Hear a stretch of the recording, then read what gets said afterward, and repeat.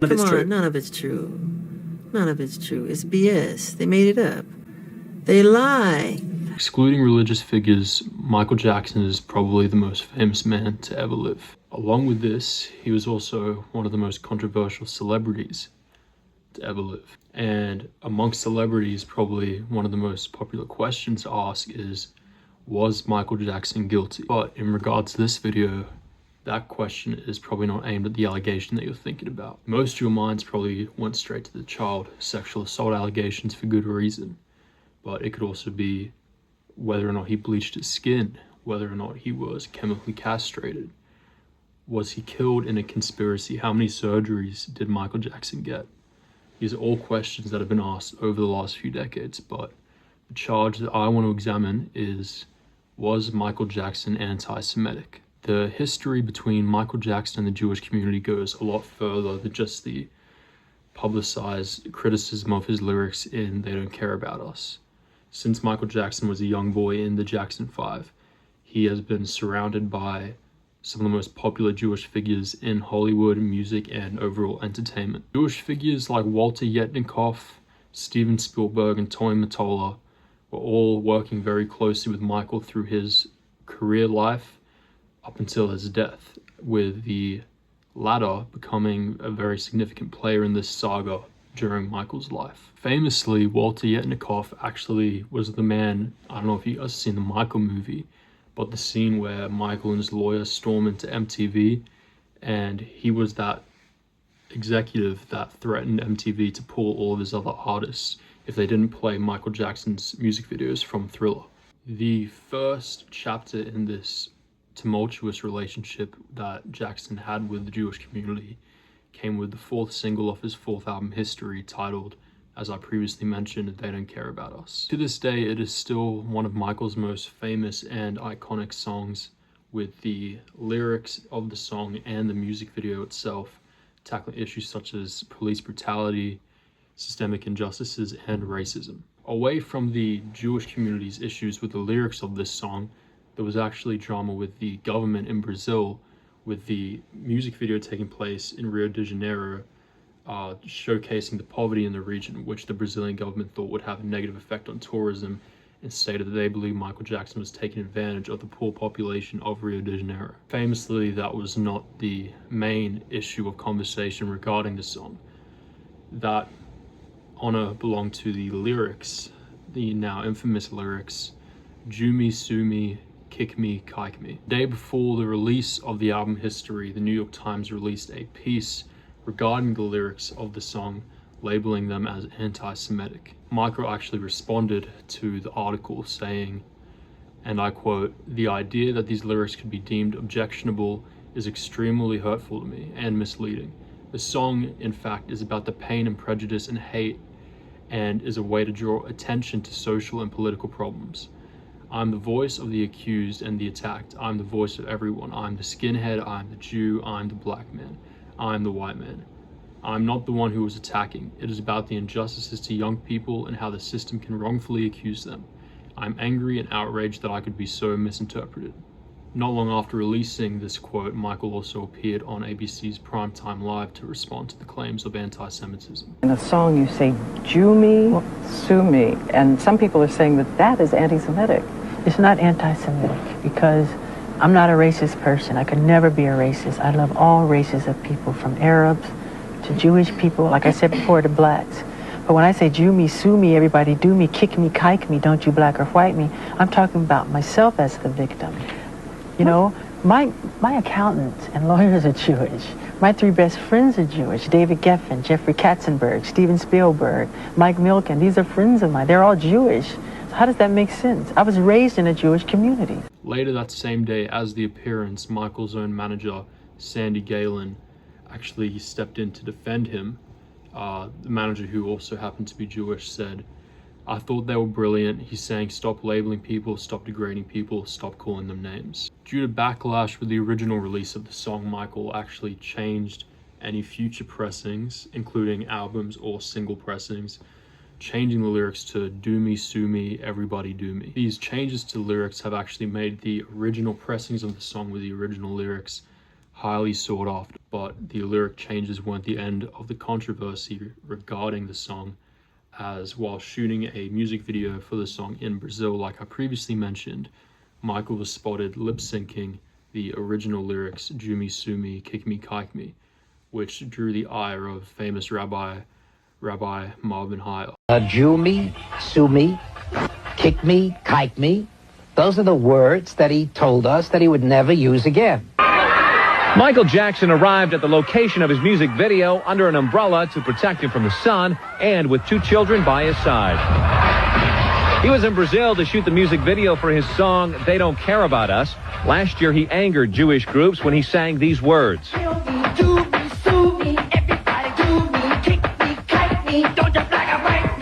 Michael then gave in to pressure and changed the song, but in Brazil, the controversial lyrics were back, and he sang it this way.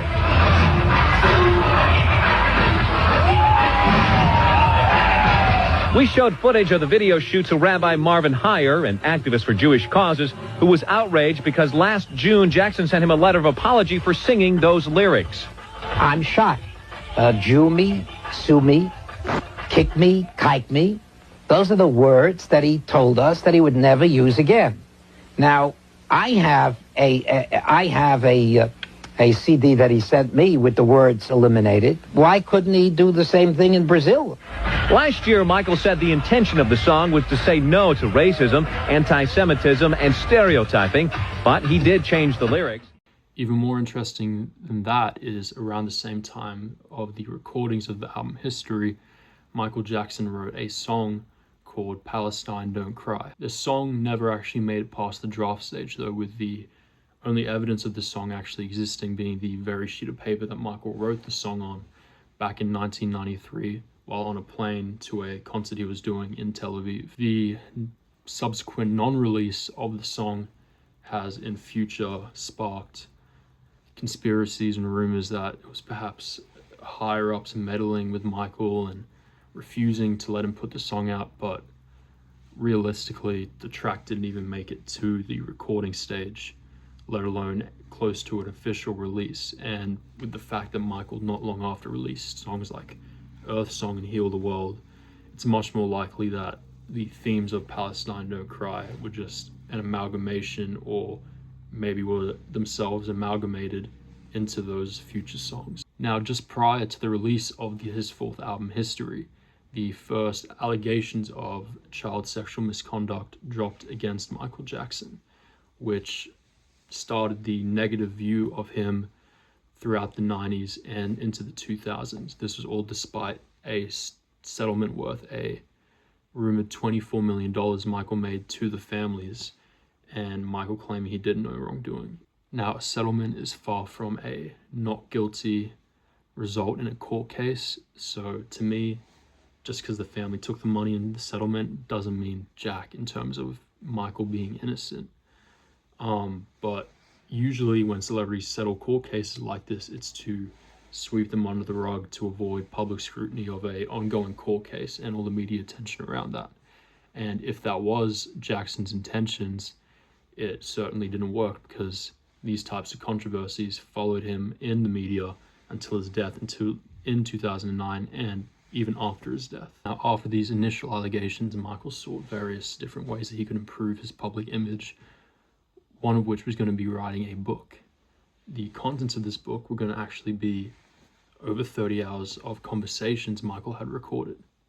And who was on the other side of these conversations is actually very important for the video today.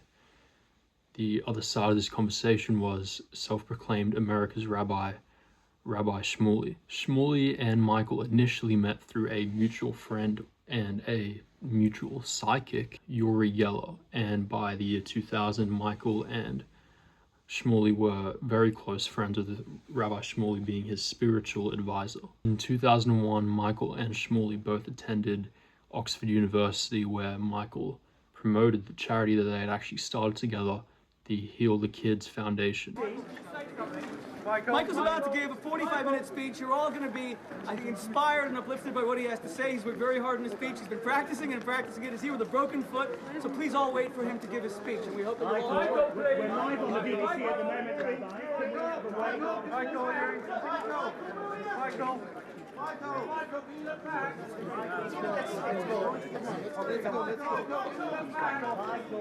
In the years between 1999 and 2001, it is undoubtable that Michael and Shmuley were extremely close friends. This is evident enough just by listening to the conversations that they recorded together, where Michael went into actually pretty visceral detail about his upbringing, his relationships with sexuality, his opinions on other celebrities, and what he believed was his stolen childhood from his fame. According to the rabbi himself, Michael and him became such close friends that Michael actually attended his home on many occasions to have Shabbat dinners, and they were so close, in fact, that Michael actually gifted Shmuley's children a dog. The rabbi prided himself on the fact that he was a friend, not a fan of Michael, and that he was not a yes man. And this is, according to the rabbi, the reason that their friendship ended in 2002, with the rabbi stating that Michael Jackson began to treat him like a nuisance, not taking any of his advice anymore. Advice surrounding stuff like sleep schedules, drug abuse, and his relationships with children. Due to these claims only becoming public from the rabbi after Michael's death, for obvious reasons, Michael was not able to contradict any of these claims, nor has anyone else to this day. Shmuley also claimed that as time went on, Michael was continuously swallowed by his own success and fame, and that as time went on, Michael became more and more disinterested in his philanthropic outgoings, such as their own charity, Heal the Kids. Whilst friends with Michael, though, the rabbi vehemently defended Jackson against the child abuse allegations, stating, "Why would anyone believe those charges? They say anyone who spends that much time with kids must be sick." Well, that's not an indictment of Michael Jackson, that's an indictment on our society. Another such quote came where Rabbi said, "I was friendly with Michael for a year before anyone knew any of it. I did my own investigation. He never had sex with the child that he made the settlement with, and there are no other children." Long after Michael's death, though, the rabbi did do a complete 180 on his views on the allegations. This was following the release of the 2019 documentary Living Neverland, which in response, the rabbi appeared on Australian show A Current Affair, explaining his newfound belief in the accusers. Michael Jackson, if you had believed that he could have been guilty of molesting Jordan Chandler. In 1993, for whatever reason, I can't comment as to why a family would have chosen to settle as opposed to take it to the next level legally. The answer is that I didn't know. The answer is that we had to presume that hopefully it was not the case, and we had to have our eyes open to see if anything would raise alarm bells. You've now seen this documentary, Leaving Neverland. How do you feel about his innocence now? There will have to now be a fundamental reassessment of the legacy of Michael Jackson in light of this documentary. Because we've never heard allegations that were this explicit. We've never really seen the faces of the accusers as they make these allegations. And we've never really heard the family members who've had to shoulder that pain. Now, personally, even though I'm a fan of Michael Jackson's music, clearly, I honestly can't say 100% whether or not he did it. A lot of Michael Jackson dick riders will always say that, no, it was impossible. There are a lot of people that 100% think that he did do it. That's not the point, though.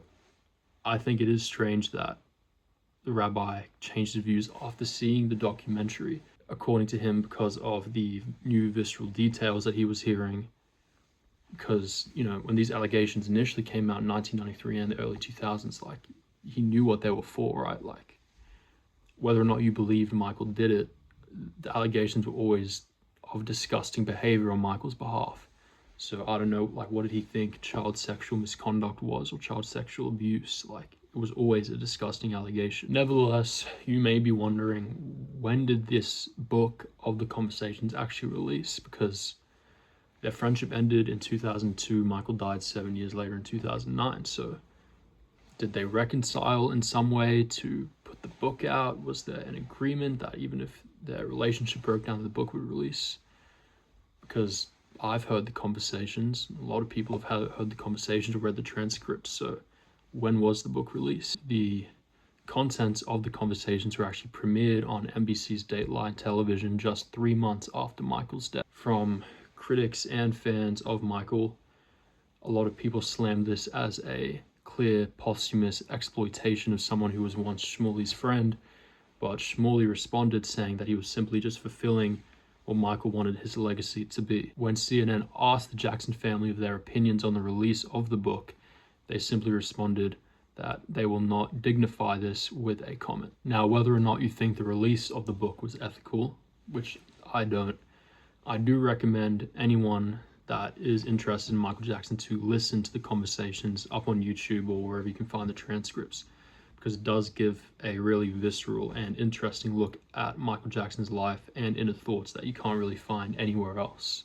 Now, after learning about all this with They Don't Care About Us and his relationship with Rabbi Shmuley, the accusation about Michael being anti-Semitic is flimsy at best. This was up until the infamous 2003 leaked voicemail. I fucking don't like leeching. I was so tired of it. They start out the most popular person in the world, make a lot of money, big house, cars and everything, end up with penniless. It is conspiracy. The Jews do it on purpose. This clip, for obvious reasons, garnered outrage from several Jewish groups across the world, one particular being the ADL, whose director, Abraham H. Foxman, came out saying, "Michael Jackson has an anti-Semitic streak and hasn't learned from his mistakes. It seems like every time he has a problem in his life, he blames it on the Jews." So what was Michael actually saying in the tape? Because from what you just heard, and from what I believe, it is blatant anti-Semitism. But if you're looking at the context around Michael's professional life at the time in regards to his record deal and the release of his upcoming album and what other artists were going through at the same time, you can kind of peel back the layers and see what I believe he was really talking about in that 20-second clip that was taken from what you can presume was a much larger conversation. Now, at the time of what came to be Michael's last album, Invincible, in 2001, Michael owned a 50% stake in Sony Music, meaning he owned half of Sony Music. This issue on the behalf of Sony was compounded by the fact that Michael revealed publicly that this was the last album on his Sony deal, meaning that he was leaving Sony owning half of Sony. In simple terms, basically flipped the relationship, so now instead of Sony making money off of Michael, Michael would be independent, making money off of Sony. In Jackson's head, this is what he saw as the reason for what he thought was Sony sabotaging the release of Invincible. Now, due to a $200 million loan Michael had taken out with the Bank of America, a loan that was sorted out by Sony, the collateral on that loan was his 50% stake in Sony, meaning that if he failed to pay off these debts, he would have to sell his stake in Sony Music. This, along with the $30 million recording costs for the album, meant that the album Invincible had to be a massive success in order for Michael to have enough money to not only pay off his loan, but keep his stake in Sony. Michael Jackson believed that Sony purposefully sabotaged the release of Invincible in order to force him to sell off his stakes back to Sony. Jackson accused Sony of deliberately sabotaging the album by refusing to fund expensive music videos, refusing to drop singles for the album, and refusing to drop a 9/11 charity song that Michael had recorded. This brings me to who I believe was the subject of the leaked voicemail and also the CEO of Sony Music, Tommy Mottola. In July 2002, Michael Jackson accused CEO of Sony Music, Tommy Mottola, of using black artists for his own personal gain, also calling him the devil. Black artists have been taken advantage of completely. And it's time now that we have to put a stop to this incredible injustice. And like Mrs. Sharpton was saying, people from James Brown to Sammy Davis Jr., some of the real pioneers that inspired me to be the entertainer that I am. These artists are always on tour because if they stopped touring, they would totally go broken. And it's been, the record companies really do conspire against their artists. They steal, they cheat, they do whatever they can, especially the black artists.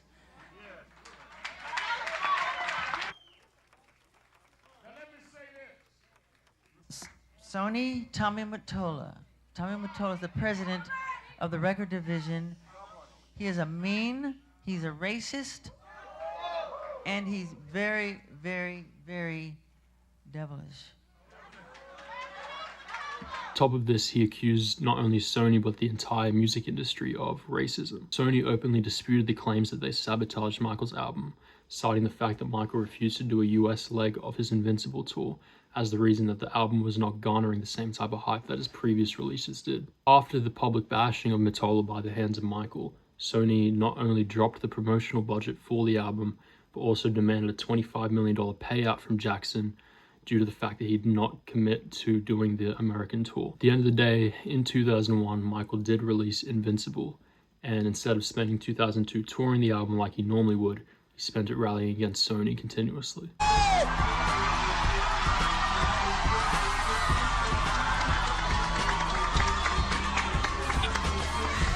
You know, let me just say this. The tradition of great performers from, and I really want you to hear what I have to say. The tradition of great performers from Sammy Davis Jr. to James Brown to Jackie Wilson to Fred Astaire, Gene Kelly. The story is usually the same though. You know, these guys work really hard at their craft, but the story ends the same. They usually are broken, torn, and usually just sad, and the story is very sad in the end because the companies take advantage of them. They really do. And Sony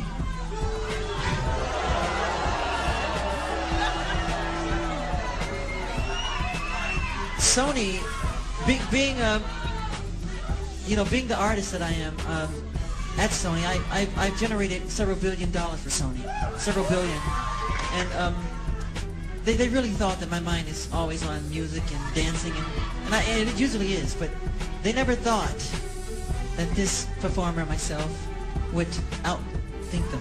We can't let them get away with what they're trying to do because now I'm a free agent.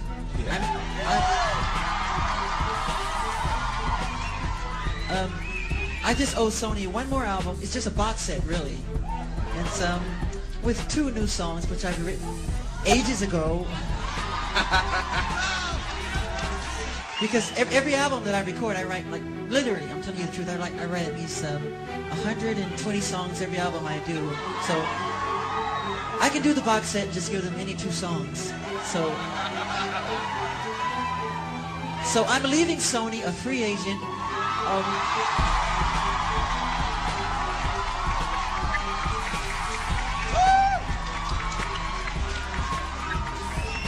Owning half of Sony. So I own half of Sony's publishing, and I'm leaving them, and they're very angry at me because of it. But I just did good business, you know. So the way they get revenge is to try and destroy my album. And Tommy Mottola is a devil. Respect!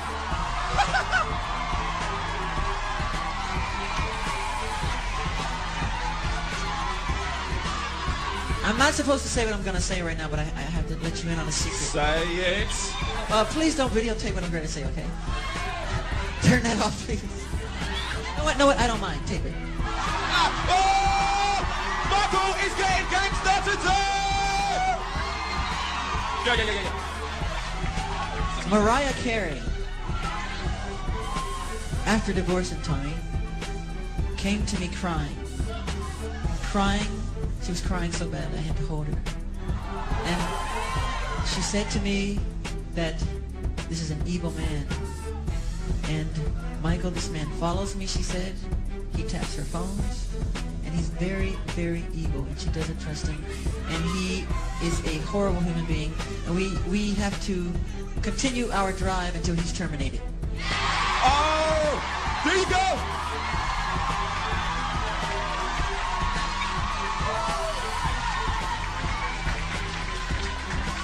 We can't allow him to do this to great artistry. We just can't. I just want you to know I appreciate everything you've done. You've been amazing. You're so loyal, Diana.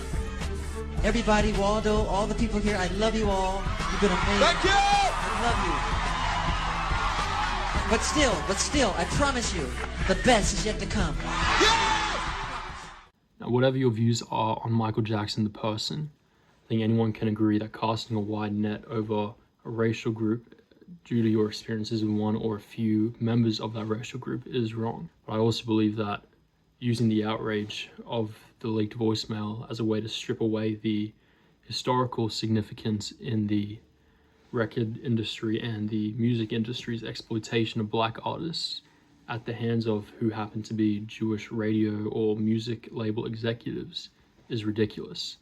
And personally, I don't see how Michael's statements against what he saw was a corrupt setup in the music industry at the hands of Jews is any different to what an array of, say, hip-hop artists have said about white people exploiting black artists. Regardless of your views of whether Michael Jackson was anti-Semitic or not, it is impossible to strip away the context of an array of black musicians like Prince, Little Richard, Al Henderson speaking up against the exploitation of black artists in the music industry. Do I think Michael Jackson was anti-Semitic? I don't know. But do I think Michael Jackson tied his and other artists' experience working with Jewish people and Jewish music executives to anti-Semitic rhetoric? Yes, I do. Am I still going to listen to Michael Jackson just like I listen to a bunch of black artists that call white people crackers all the time and blame white people in general rather than individual white people?